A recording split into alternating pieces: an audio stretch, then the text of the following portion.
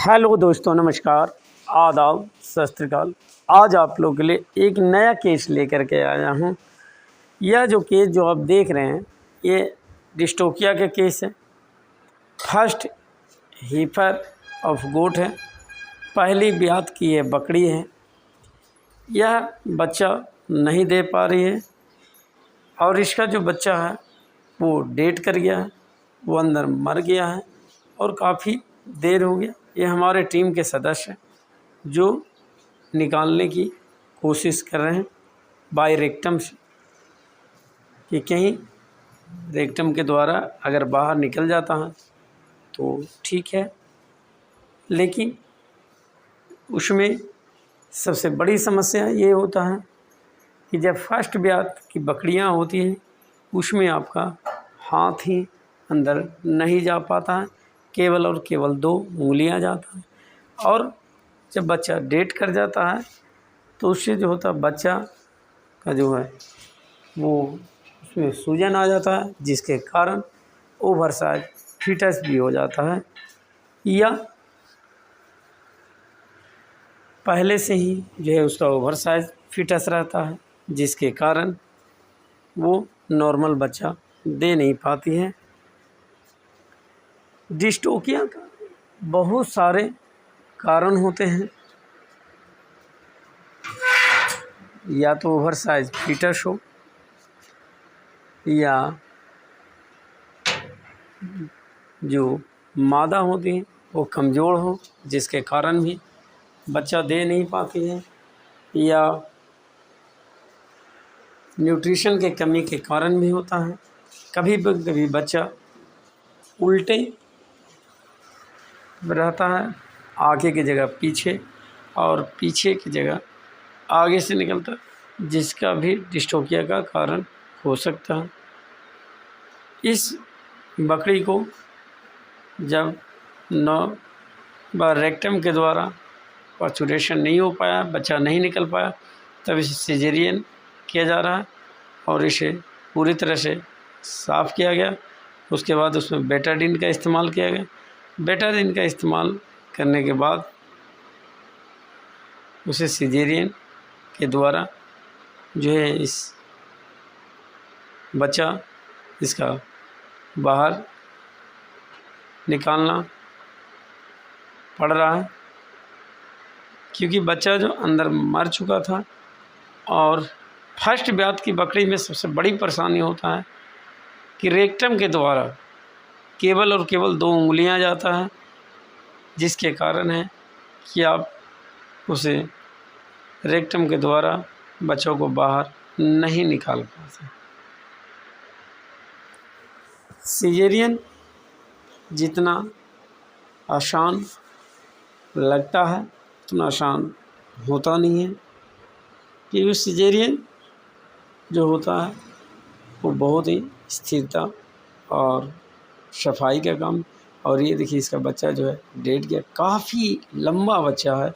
जिस साइज़ का बकरी है उस साइज़ से ओवर साइज फीटस है ये बच्चे का, जिसमें भी पशुपालक ने बताया कि इसका समय जो है पूरा नहीं हुआ था और यह जो है कल शाम से ही इसका दर्द है। रात भर लगातार जो बकरी है वो बच्चा देने की कोशिश करते रही, लेकिन फिर भी बच्चा नहीं दे पाए। और ये जो है इसका यूट्रस है बकरी का। बच्चा निकालने के बाद जो है इसमें स्टिच लगा दिया गया। स्टिच लगा करके फिर इसे अंदर कर दिया जाएगा। लगातार रात भर जोड़ लगाने के बाद भी ये सुबह भी दिन भर जोड़ लगाई। ये सेकंड टाइम में इसका सिजेरियन किया गया 2-3 बजे लमसम के टाइम में। 24 घंटा के लमसम यह बकरी लगातार जोड़ लगाती रही, लेकिन पार्चुरेशन नहीं हुआ। उसका सबसे बड़ा कारण था ओवर साइज फीटस। जो आप बच्चा देख रहे थे काफ़ी लंबा था। बकरी की जो साइज़ है उस अनुसार, और इसका सिजेरियन कर दिया गया। सिजेरियन के बाद ये नॉर्मल खड़ी है।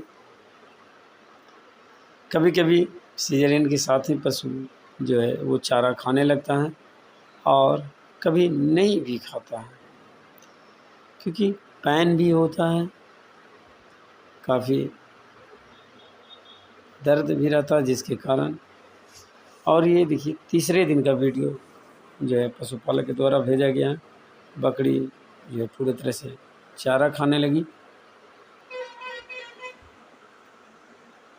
जबकि इसके अगले दिन से ही पशु जो है बकरियां चारा खाने लगती है, किसी तरह का दिक्कत नहीं होता है।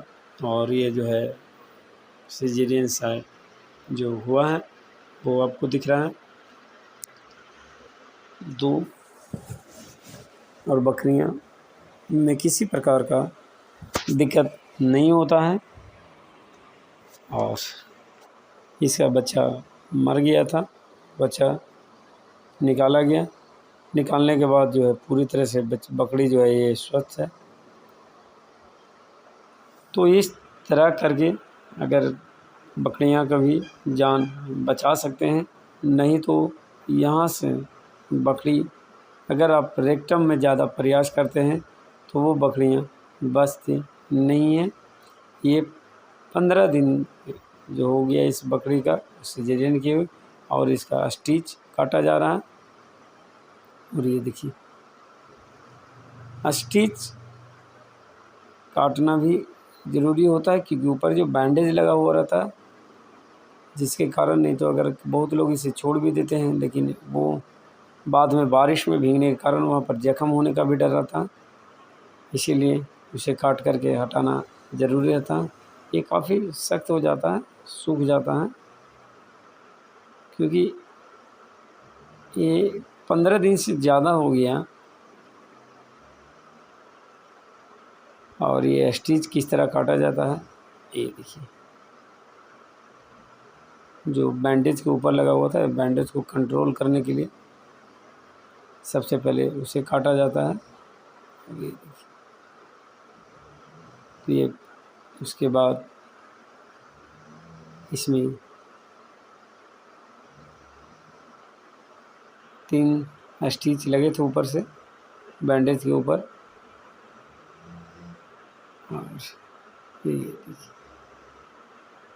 और ये देखिए स्टिच पूरा कट गया।